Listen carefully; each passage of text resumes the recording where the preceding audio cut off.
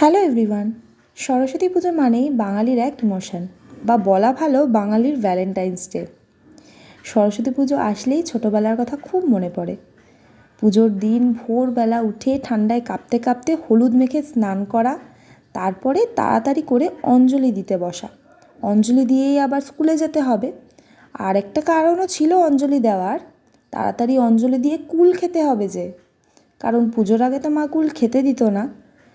পাছে লুকিয়ে লুকিয়ে কুল খাই, তাই আগে ভাগে মা বলে দিত সরস্বতী পুজোর আগে কুল খেলেই কিন্তু বাজে রেজাল্ট হবে, ঠাকুর পাপ দেবে। তাই কুল খাওয়া আর হতো না। তাই সরস্বতী পুজো অবধি অপেক্ষা করতে হতো, কবে পুজো হবে অঞ্জলি দিয়ে কুল খাবো। এখন যদিও সেই অনুভূতিগুলো আর কাজ করে না। এখন ওই অঞ্জলি দেওয়ার তাগিদও থাকে না। এখন সব কিছুই করা ছেলের জন্য। এবার আবার 2 দিন ধরে পড়েছে সরস্বতী পুজো। তোমরা কারা কবে পুজো করলে অবশ্যই কমেন্ট করে জানিও। আমরা যদিও প্রথম দিনই পুজো সেরে ফেলেছি, পরের দিন তো ঠাকুরমশাই নিয়ে টানাটানি। এই দিনও কম কি, আমাদের ঠাকুরমশাই আসার কথা ছিল 1টার সময়, সেই পুজো হলো আমাদের 3:30-র সময়।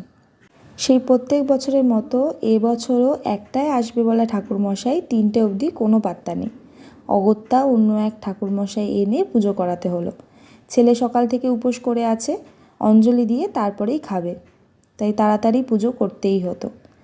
আর এবছর ছেলের পুজো নিয়ে ভীষণ উৎসাহ ছিল। অনেক ছোট ছোট কাজও করেছে যেগুলো ওর দ্বারা করা সম্ভব। আর ওকে দেখে আমার ছোটোবেলার কথা খুব মনে পড়ছিল। ও যেমন চেয়ে চেয়ে কাজ করতে চাইছিল, আমি এটা রেখে আসি, আমাকে এটা দাও, আমি এটা করে দেই, সেরকম আমিও আমার মাকে বলতাম, মা আমাকে একটা কাজ দাও, আমিও পুজোর কাজ করব। মাও আমাকে চন্দন বাটতে দেওয়া, ফুল কুচোতে দেওয়ার কাজগুলো দিত, যেগুলো আমি করতে পারবো।